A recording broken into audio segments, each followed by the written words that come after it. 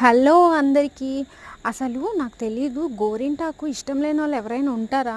అసలు గోరింటాకు అంటే అందరికీ ఇష్టమే కదా. నాకు కూడా చాలా అంటే చాలా ఇష్టం అనమాట. అందుకనేసి నా కోసం అయితే మా అక్క ఈ గోరింటాకు తీసుకొచ్చింది. ఇది వాళ్ళ చెట్టు దగ్గర నుంచి అయితే తీసుకొచ్చింది. వాళ్ళ చెట్టు చాలా రెడ్గా పండుతుంది, కానీ ఇంకా కొంచెం ఎక్స్ట్రా రెడ్గా పండాలనేసి నేను ఎక్స్ట్రా ఇవి అయితే యాడ్ చేశాను. అందుకోసం నిమ్మకాయ ఇంకా పిక్క తీసేసిన చింతపండు అనమాట, ఇవి కూడా వేసేసి మిక్సీ చేశాను. అదేంటి ఒక చెట్టు రెడ్గా అంటే కొన్ని చెట్లు కొంచెం రెడ్గా పండవు, కొన్ని చెట్లు రెడ్గా ఉంటాయి అన్నమాట.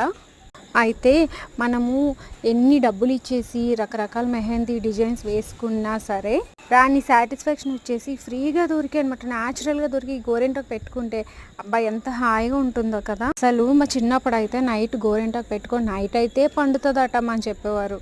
అలా అనేసి నైట్ పెట్టేసుకొని పడుకుని పోయేవాళ్ళం. పొద్దున్న లేచేసరికి ఇంకా మంచం మీద బెడ్షీట్లు అవి ఇవి దుప్పట్లు అన్నీ కూడా గోరింటాకు అయిపోయాయి అనమాట. అప్పుడు వాళ్ళు చెప్తే అలానే అనుకునేవారు, గోరింటాకు అంటే ఇంకా నైట్ అనేసి అనుకునేవాళ్ళం.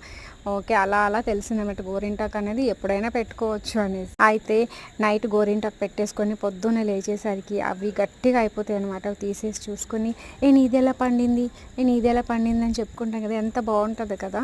మనం ఎంత మనీ ఇచ్చేసి ఆ మెహందీ డిజైన్స్ వేసుకున్న ఫీల్ రాదు కదా. ఈరోజు కూడా గోరింటాకు నేను మా అమ్మ మా అక్క పూజ మా అమ్మ పిన్ని పెట్టుకున్నాం అనమాట. కొంచెమే ఉంది కాబట్టి అందరం కూడా సింగిల్గా ఒక్కొక్క హ్యాండ్కి అయితే పెట్టుకున్నాము. నేనైతే సింపుల్గా చందమామ చుక్కలు, మా పూజ కూడా చందమామ చుక్కలు. ఇదిగోండి చూడండి, ఇద్దరు చేతులు కూడా. అది ఆరెంజ్, నాది వచ్చేసి మెరూన్ కలర్ అనమాట.